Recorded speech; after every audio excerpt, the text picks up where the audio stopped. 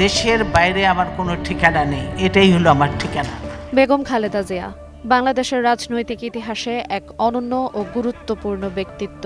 তিনি দেশের প্রথম নারী প্রধানমন্ত্রী এবং বাংলাদেশ জাতীয়তাবাদী দল বিএনপির চেয়ারপারসন হিসেবে দীর্ঘ 4 দশকের বেশি সময় ধরে জাতীয় রাজনীতিতে সক্রিয় ভূমিকা পালন করেছেন।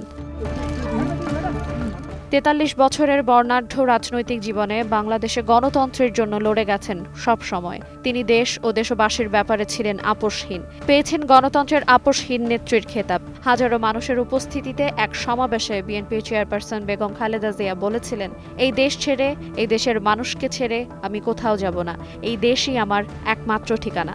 দেশ আজ গণতন্ত্রহীন অবস্থায়, যার জন্য দেশে এইসব ঘটনা ঘটছে, একের পর এক যে ঘটনা ঘটছে, এই গণতন্ত্রহীন অবস্থায় রয়েছে। দেশের এত সমস্যা, এই কোনো সমস্যা নিয়ে আলোচনা হয় না। আরএফএল ফায়ার ডোর যে কোনো অগ্নি দুর্ঘটনা এড়াতে 2 ঘন্টা পর্যন্ত আগুন নিয়ন্ত্রণ করতে সক্ষম। আরএফএল ফায়ার ডোর। এই দেশ, এই দেশের মাটি, মানুষই আমার সবকিছু, কাজে আমি দেশের বাইরে যাব না। রাজনৈতিক জীবনের অধিকাংশ সময়ই সংগ্রামের মধ্য দিয়ে কাটাতে হয়েছে 3 বারের প্রধানমন্ত্রী বেগম জিয়াকে। সামান্য সমঝোতা করলে আরাম-আয়েশে থাকতে পারতেন, কারাবরণ করতে হতো না। কিন্তু তিনি বেছে নিয়েছিলেন সংগ্রামের পথ। তার নেতৃত্বেই এক রক্তক্ষয়ী আন্দোলনের শেষ পর্যন্ত 1990 সালে স্বৈরশাসকের পতন ঘটে। পরের বছর নির্বাচনে জয়ী হয়ে বাংলাদেশের প্রথম নারী প্রধানমন্ত্রী হিসেবে শপথ নেন বেগম খালেদা জিয়া।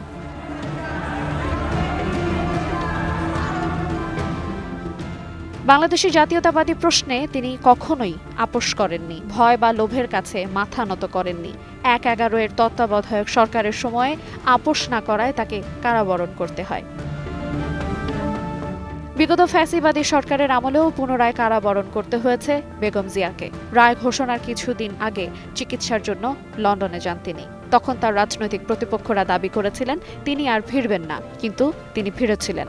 রাজনৈতিক প্রতিহিংসার ঝড় নামবে জেনেও গ্রেফতারি পরোয়ানা মাথায় নিয়ে দেশে ফিরে আসেন। পরে দীর্ঘ 3 বছর কারাগারে থাকতে হয় তাকে। সে সময়েও তাকে নানা প্রস্তাব দেয়া হয়েছিল বলে জানা যায়।